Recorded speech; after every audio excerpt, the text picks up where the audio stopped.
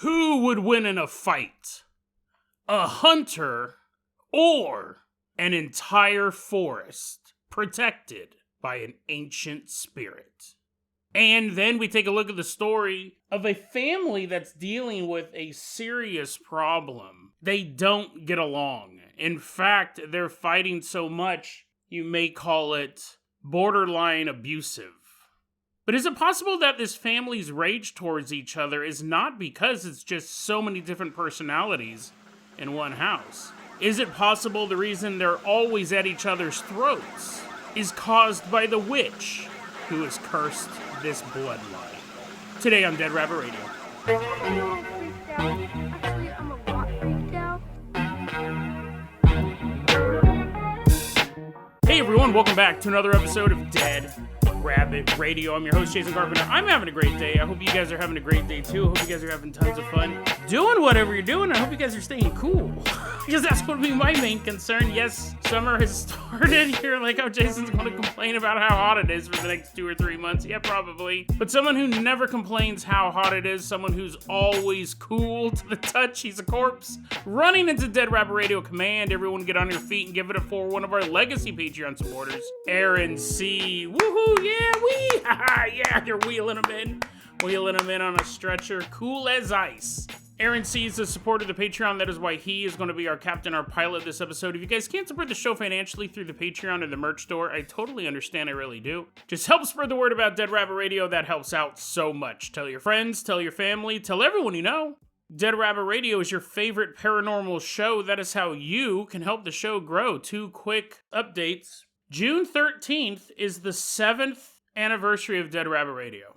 Kind of crept up on me. I totally forgot that it was coming up, but it's pretty cool. 7 years of Dead Rabbit Radio. So because of that, and because time's so short to really promote it, we are going to do our 7th anniversary live stream special on the 21st. June 21st, 2025 at 10 a.m. Pacific Standard Time on the Dead Rabbit Radio YouTube channel. Links will be in the show notes below. Come and join us for the live stream. We always have a lot of fun with these guys, so I hope to see you guys there. June 21st, 10 a.m. Pacific Standard Time on YouTube.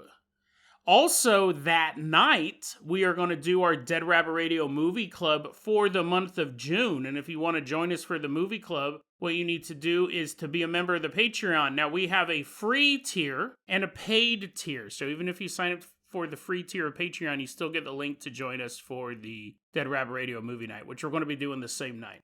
So that's going to be a lot of fun. June 21st is going to be a busy day.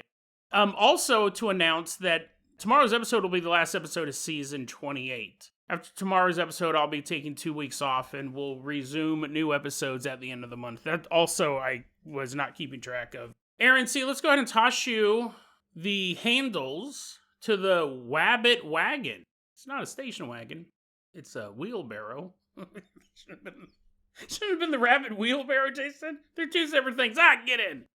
Everyone climbing into, that is a better name. Everyone climbing into the Wabbit wheelbarrow as Aaron C uses his massive strength to carry us, or to push us, to barrow us, out of Dead Rabbit Radio Command, all the way out to Brazil.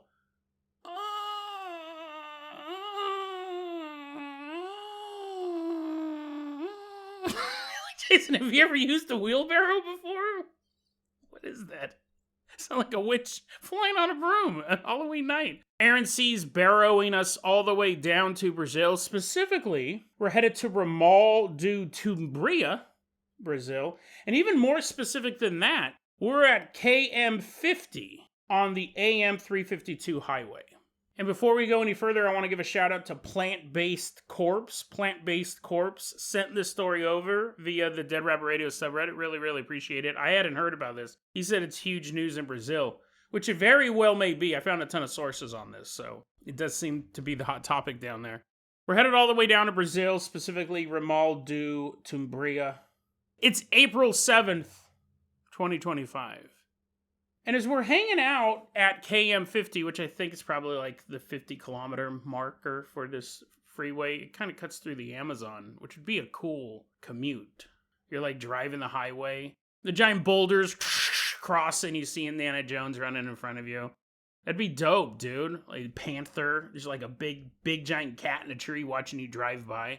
I'd be driving super slow. It'd be like a free safari every time you went to work. Cuts through the Amazon forest. Well, on this particular day, a group of brothers decide, hey, dude, let's go hunting. Let's go out to KM50. Let's go hunting to see what we can shoot. I heard there's a lot of snakes. I heard there's a lot of snakes and panthers out here. So they do. They go out to this area. They get their guns, get all their gear, and they walk into the forest. One of the brothers is named Magnuson da Silva Arujo. Oh, wait, Brazil's Portugal, right? Portuguese. So is it Arujo? Does the J mean H? Maybe he's from out of town. But anyways, Magnuson da Silva Arujo, or Arujo. He gets his gun. He's hanging out with his brothers. He's about 34 years old. He gets his gun. They're all hunting in the woods. They're all looking for stuff to shoot and to eat and probably sell the fur. Panther fur probably goes for a lot of money. But when it's time to reconvene, the brothers can't find Magnuson. Maggie! I don't know if they actually called him that, but I would call someone that if their name was Magnuson. Hey Maggie, where you at? Big Magster!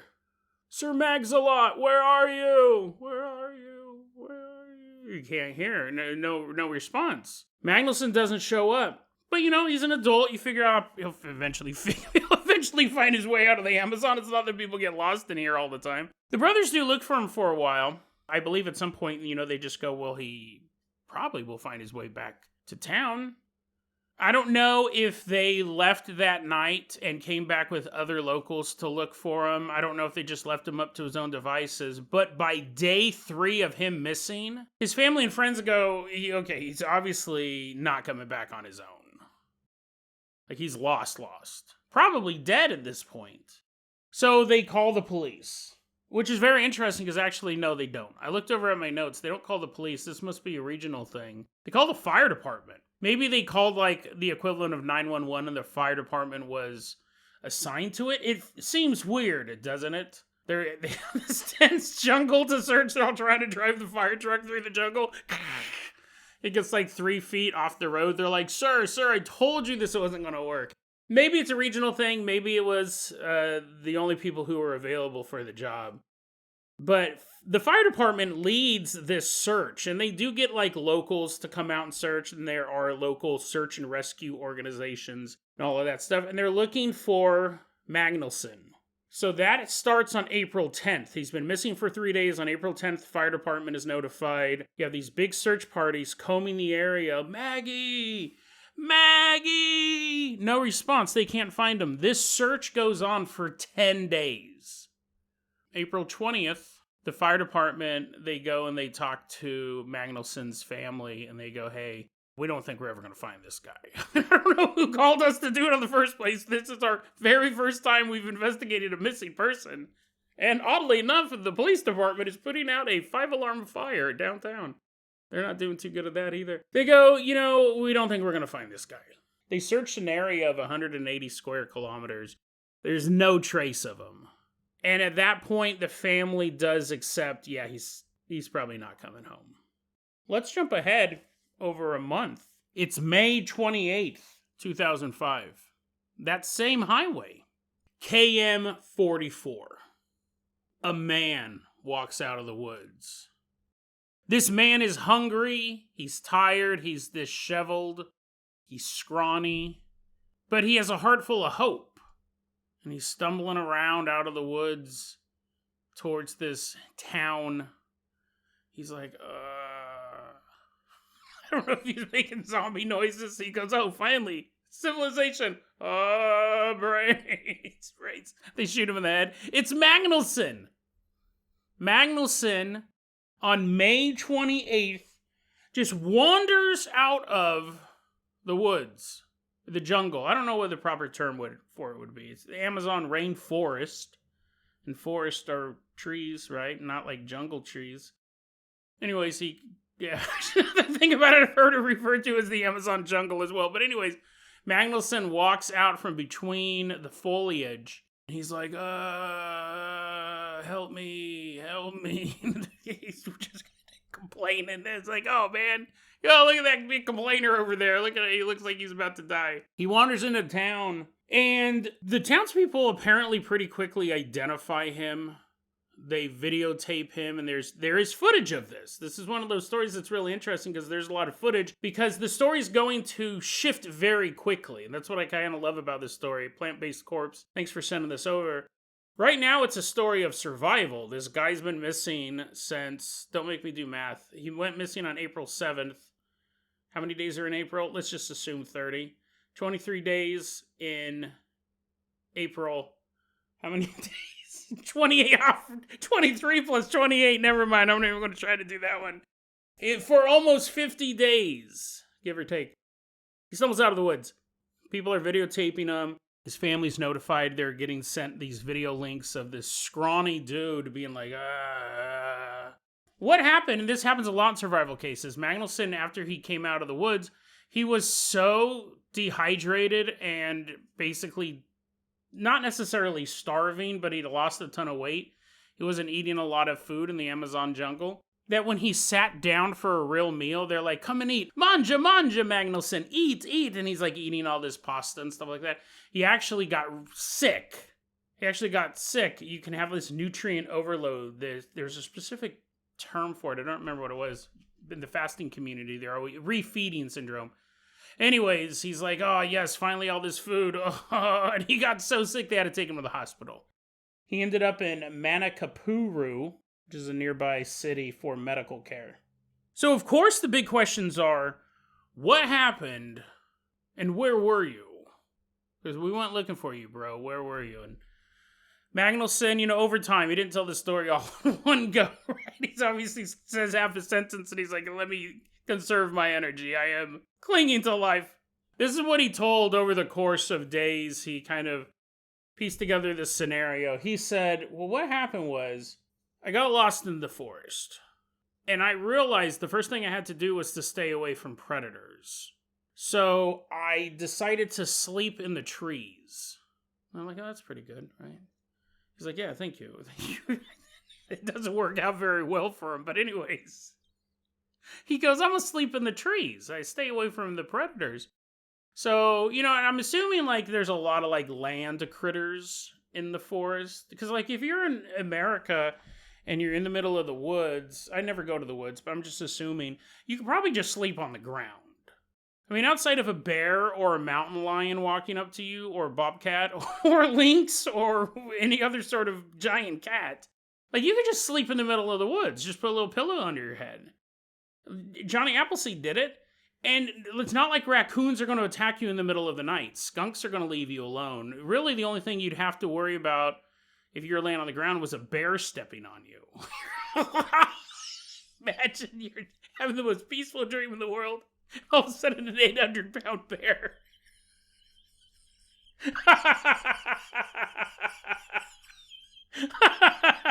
You're like, oh, I wish it just bit my head. I wish it just killed me instantly.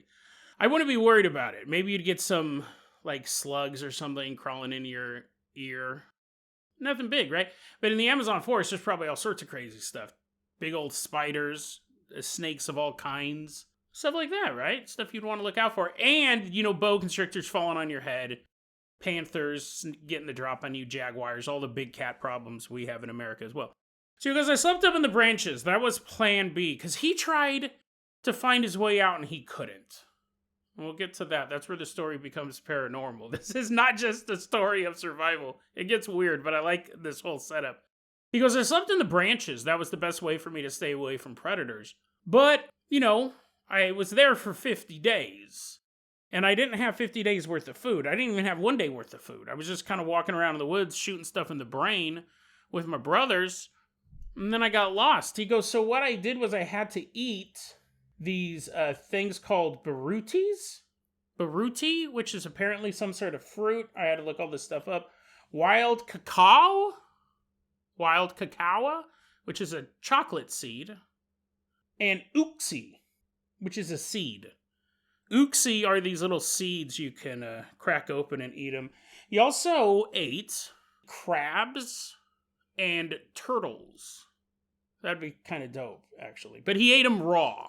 That's like a cool diet for probably a day or two. But he was in the woods for 50 days. That's not enough to sustain him.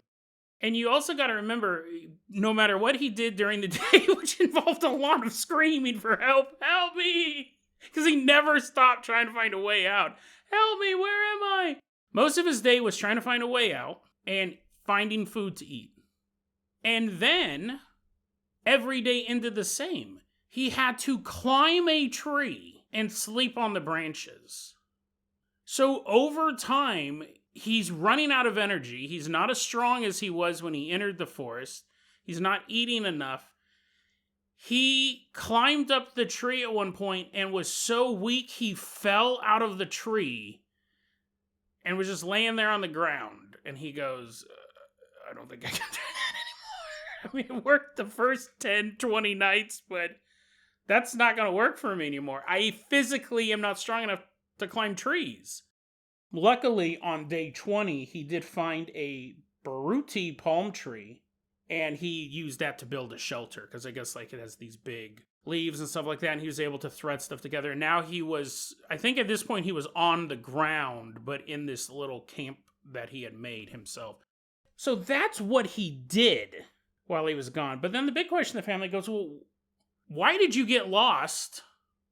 Or how did you get lost? Would probably be a better question. And how did you get found? Like you said, you were trying to get out this whole time. How did you get lost in the first place? And you just happened to find your way out one day. And this is where the story gets weird. So that was all the setup. I mean, it wasn't for him. That was actually 50 days of his life. He was running around in the bushes. But for us, that was all the setup to this. So how did he end up in the forest? What took him so long to get out? I mean, we understand people get lost for non-supernatural reasons. People never come out for non-supernatural reasons. But that is not the case in Magnuson's situation. So he said what happened was he was hunting with his brothers, and then he goes, hey guys, I'm going to go out and I'm going to shoot some capybaras all by myself over here. He goes out hunting on his own. When all of a sudden, he sees emerge from the foliage, not a capybara, not a panther, not a boa constrictor, but a beautiful woman. The most dangerous predator of all, according to podcasts that YouTube keeps on recommending to me, trying to get me to watch. This beautiful woman emerges out of the bushes and she says, I am the mother of the forest. Follow me. And he's like, oh, okay, I guess I will. And she starts walking through the jungle. I imagine the people he's telling this story to in the hospital, they're like, wait, what? You just didn't fall off a log and get knocked on the head or something like that and lost your memory? He goes, no, I didn't. That actually sounds more traumatic. I probably wouldn't have ever come out of the forest. If that was the case, I would have thought I was born and raised there. No, a beautiful woman appeared out of nowhere and she enchanted me. You might have thought I was just a horn dog walking through the forest.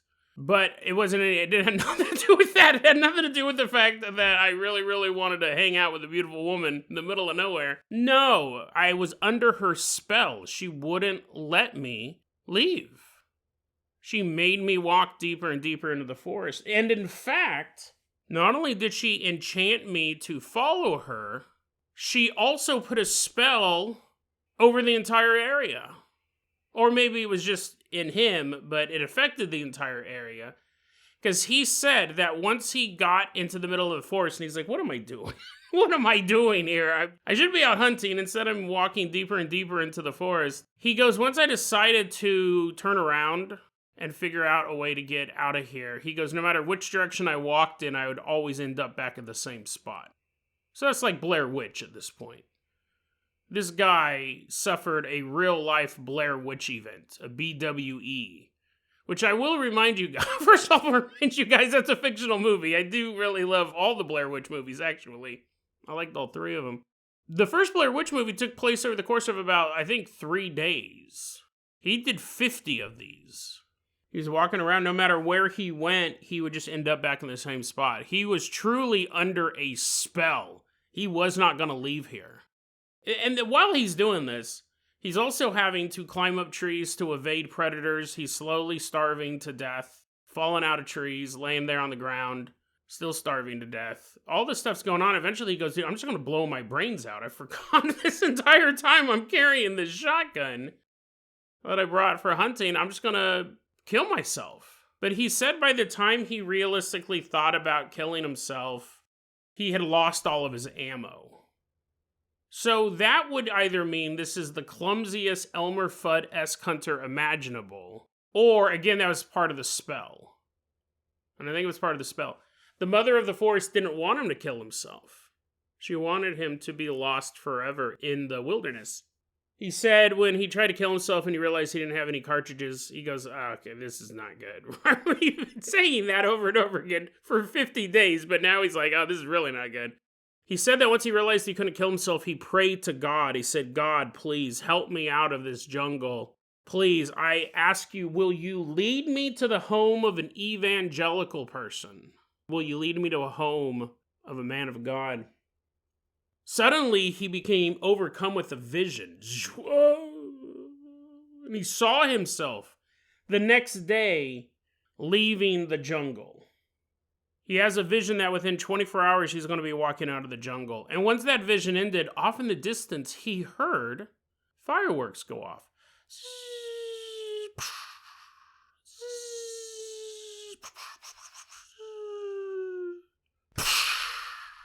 He hears the fireworks. They're far off in the distance, though.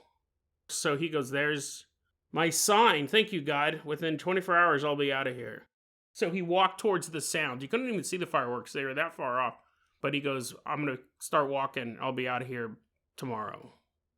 Well, apparently God has a sense of humor because it actually took him 2 days of walking. He wasn't out of there the next day. Although God probably said, yeah, you'll be out of here the next day if you walk at a reasonable pace. And he's all laying down, taking naps the whole time. He's like, ooh, yummy, wild chocolate. Yum, yum, yum, yum, yum. God's like, come on, man, I'm on a clock. I said you'd get out in 24 hours. You're going to kind of make me look like a fool. He turned the 1 day walk into a 2 day walk. But eventually, Magnuson did walk out of the forest and was discovered at KM 44 of the AM 352 highway. What's interesting, when you read reports of this story, again, this all just happened back in April. It's very, very recent. The early news articles are, dude who'd been missing for 50 days is found. But then the questions come, well, how did you get lost in the first place?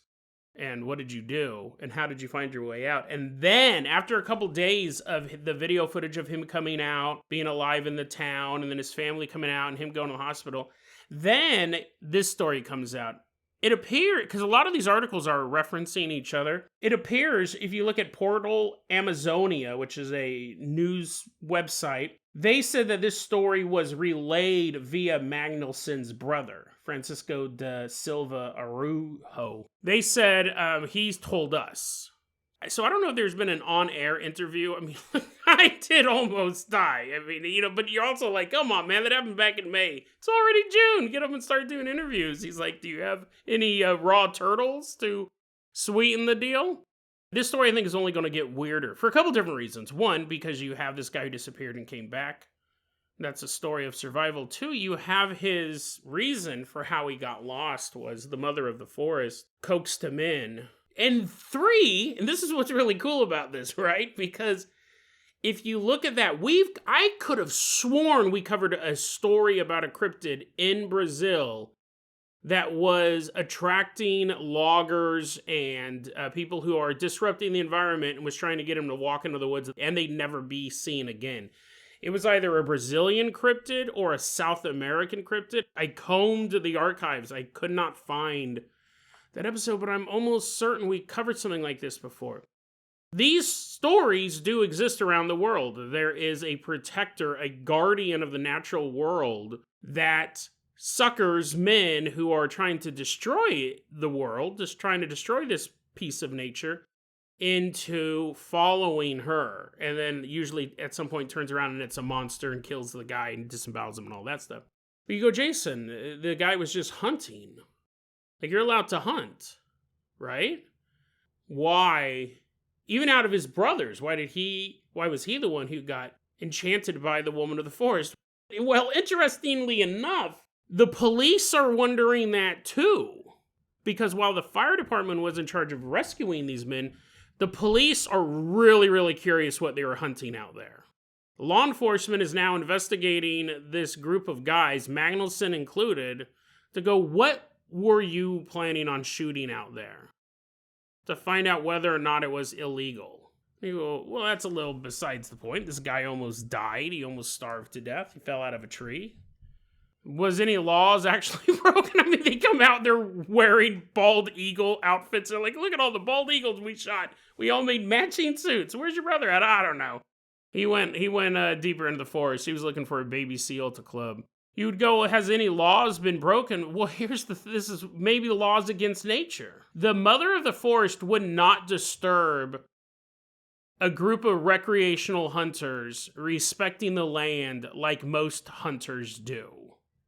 If these guys are out doing some sort of illegal hunting, or they were just shooting anything that moved, or if Magnuson was the one who had his sights drawn on something that he shouldn't have been hunting, that could have been why. Because remember, he went out on his own. That could have been why the mother of the forest targeted him. Because he was breaking that rule between man and nature. He was hunting for bloodlust rather than sustenance or even sport. Because with the sport hunting, you have certain animals you can kill to help keep the population down and prevent famine and overeating and all that stuff as well. So it might have been. Who knows? Interesting, right? The police are currently looking into this, and they're wondering, what were you guys out there hunting? Because I don't think the police sergeant is the mother of the forest. She's like, during the day, I'm a mother, but at night, I'm a cop. Find out what these guys are doing. I think they're just really curious why they were out there. A fascinating story, though, all around.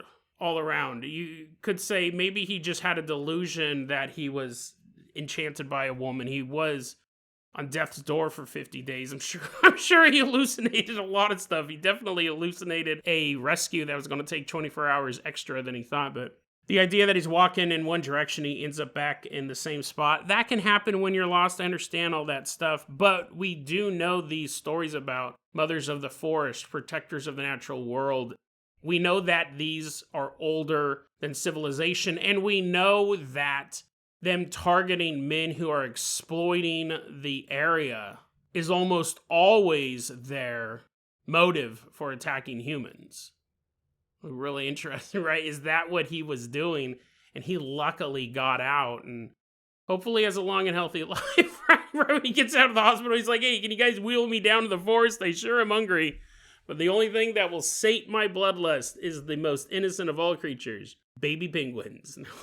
What? Where'd you find them at? Oh, if you walk around the Amazon forest for 50 days, you'll find a lot of weird stuff. Hopefully everyone learned their lesson, but the mother of the forest probably is still out there waiting for its next victim, but hoping it never finds another one.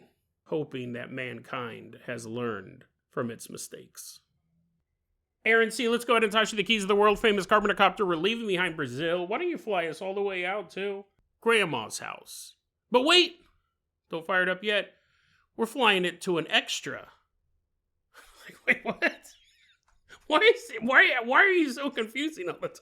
An extra grandma? You're imagining an elderly threesome? You're like, never thought of that before. You're like, no, I'm out. Aaron C's jumping out of the copter. Get back in here. We're flying over to Grandma's house, but specifically we're flying to Great Grandma's house. You're like, that's not what that means. You don't say extra grandmas. I was going to do a story about a witch who cursed a family, but I've run out of time. We're going to save that story for tomorrow. That story's you. You're like, this witch is attacking you. You're like, oh, listen to this whole episode, hoping he would reveal the witch's weakness. We can't hold out much longer. Well, hold out a little longer. I want to take a look at a short story because I don't have time to tell a long one. This one's puzzled me for a bit. It's super short, so I'll keep it short. We're flying out to Great Grandma's house, aka Extra Grandma. We're about to meet a young boy. Let's call him Toby. We don't have his real name. He's 8. Toby's at Great Grandma's house, but really it might be better to say it's their former house because they've both passed away. And it seems like at least one of them has passed away fairly recently. Toby goes, everyone had left the house at this point, and it was just me and my mom laying on a mattress on the floor. That's a setup for this. So it's oddly worded for sure. He said the other people who were there left the night before. So I think it was great-grandma and grandpa have passed away, and the family was cleaning the house or something like that. I'm not for sure of the actual setup. But that's not the important part. This is the important part. It's easy to go, oh, I don't understand it. Nobody care about that part. Mom and Toby are laying on a mattress on the floor, and they're looking through a photo album, an old photo album of the family. While they're laying on the mattress, Toby looks up, and the way that the living room is laid out, like most living rooms, the living room faces the kitchen. So he's laying on the mattress, Mom is flipping through the pages of the photo album. He looks up, he sees, standing in the kitchen, it's great-grandma. Now, he knows she's dead. I don't understand how he didn't simply shrivel up into a dried husk because all of the urine immediately left his body. 8 is a very young age to see a ghost like that, especially when it's just you and your mom in a house. But he looks up and he sees his great-grandma standing there in the kitchen watching them. Terrifying. Maybe he goes, oh, that's beautiful. Life after death still exists. And he pees his pants just a little bit. Maybe he's like, just a little bit of urine on this mattress no one will ever use again. Nobody will mind. I would have freaked out. I would have been scared. He didn't do anything. He just looked up and saw Grandma standing there in the kitchen watching him. She's standing there. She's wearing a dress. He's like, whew. One of those naked ghosts. That would definitely be terrifying. Elderly great-grandma standing there watching you from the kitchen. She's buck naked. He doesn't say anything to his mom about it. They continue to flip through the photo album. A few pages later, they get to a photograph of great-grandma wearing the exact same dress that the ghost in the kitchen was wearing. Wait, that's not the end of the story, is it, Jason? That's not what's had you thinking for days and days. Well, it has, because this is the way that my brain works. Think about it this way. If you died today, how many photos of you are there wearing the clothes that you're wearing right now? Probably none. My point is that I almost never wear clothing that I've been photographed in. Not because of some weird paranoid thing that I'm afraid that someone will match me to a photograph. No, it's just because the amount of photos taken of me are so small, and the amount of clothing that I've worn my entire life is so vast. Like even right now, I probably have about 30 to 40 t-shirts. And that's after I got rid of a bunch of them. Okay? Wow, this guy's closet, huh? What? Just a pile of t-shirts? Kinda. I have 3 pairs of jeans, 4 pairs of khaki shorts, and about 40 t-shirts. Probably more. I'd say probably like 50, 55, somewhere around there. I wear a lot of t-shirts, but I only have 3 pairs of shorts and about 4 pairs of jeans. No slacks. I have a lot of shoes, though. I probably have about 6 or 7 pairs of shoes. About 50 t-shirts. There's never going to be a photograph of me.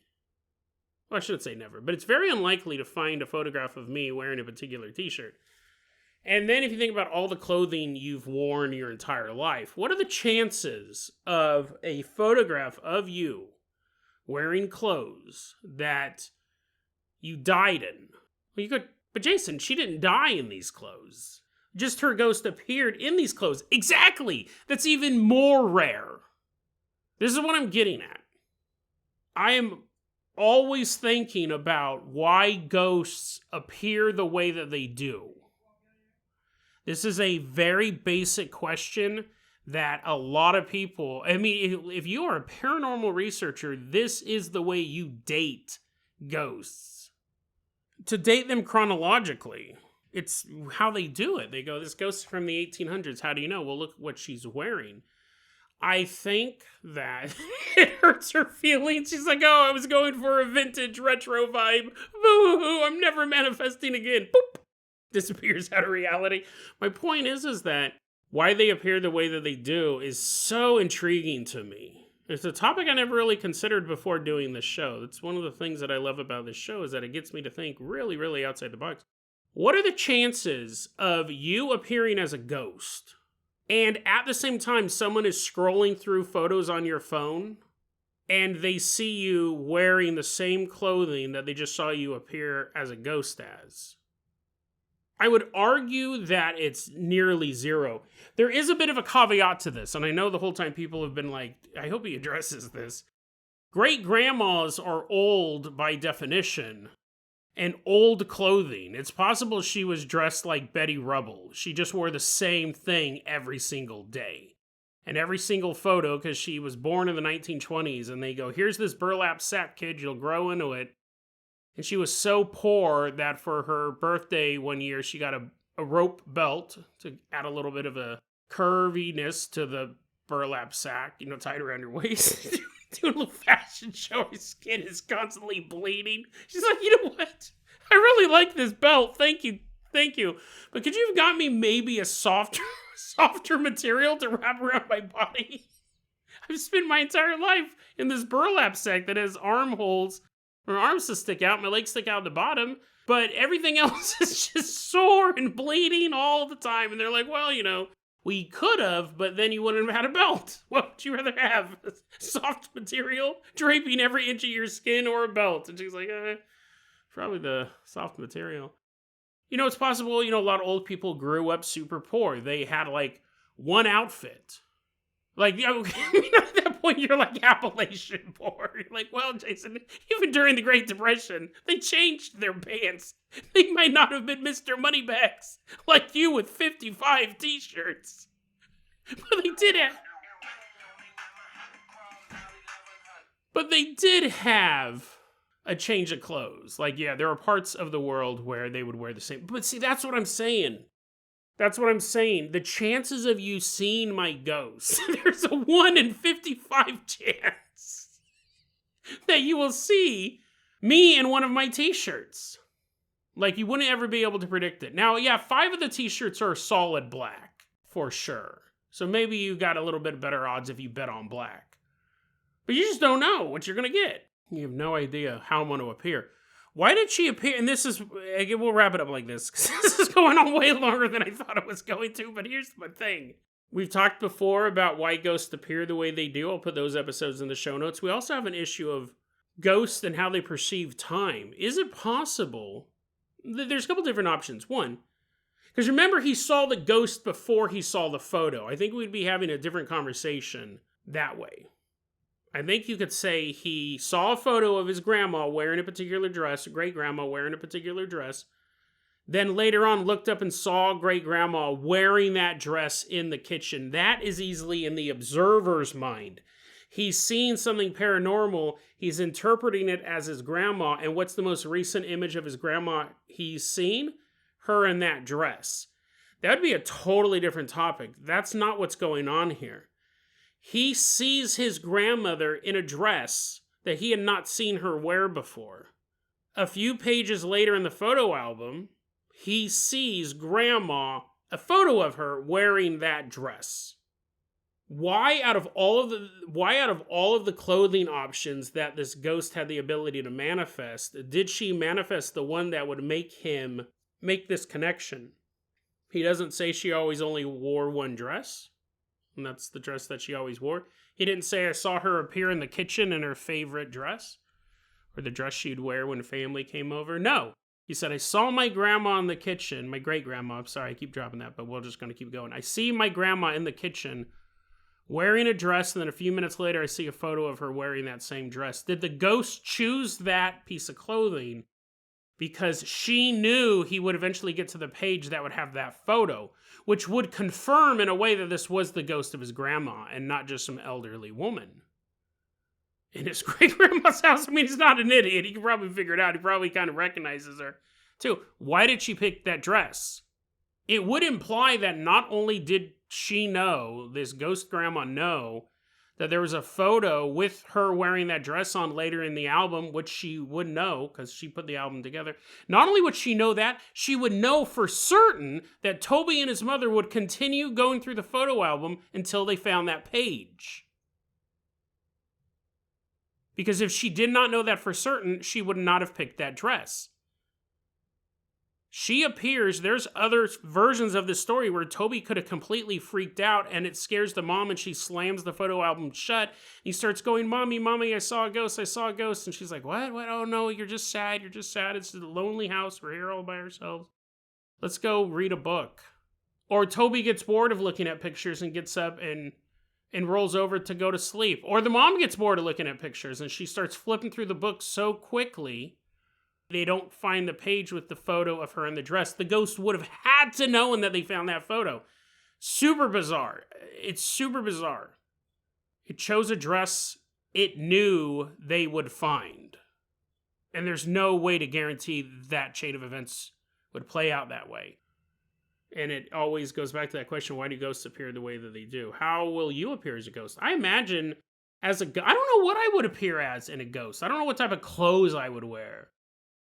Something comfortable, probably no shoes, because I don't like shoes. Well, actually, now that I think about it, when I come home, the first thing I do is take off all of my clothes. Put on a new t-shirt. I actually do change shirts when I come in. But anyways, I get off work, I take off all my clothes, I then put on a t-shirt, and I sit in my boxer shorts for the next few hours, goofing off on the internet, doing show stuff, watching YouTube or whatever. So I imagine that's how my ghost would be. I think my ghost would probably just be wearing boxer briefs and a t-shirt.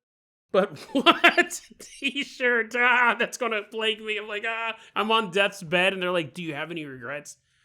And I'm like, do I wear a black baggy one or a funny one? Like, what he's talking about? He's been talking about this. He's been rambling about this in his sleep for the past 4 weeks. What shirt should I wear? And even then, by the time I die, it will be decades from now. It'll be interesting because I'll have so many more shirts to wear. So if I die when I'm 87, will I wear a shirt from now? Like, will I go, my alien shirt, I have that shirt it's making fun of some guy. Of course, most of my shirts are making fun of somebody, but we did a shirt on Alien Freedom Force. We did an episode on Alien Freedom Force. I think that's the name of the shirt. Will I haunt the world in that one? Will I haunt the world in a smiling woman shirt? And people are like, what is that? It's a YouTube channel. It's a series of YouTube horror films now, but when I'm 87, what is that? Like 40 years from now, people will be like, why is that man wearing no pants and his shirt says smiling woman on it? The ghost hunters are like, we're done investigating this one. I'm all, woo, following them out of the house. Investigate me. Fascinating stuff.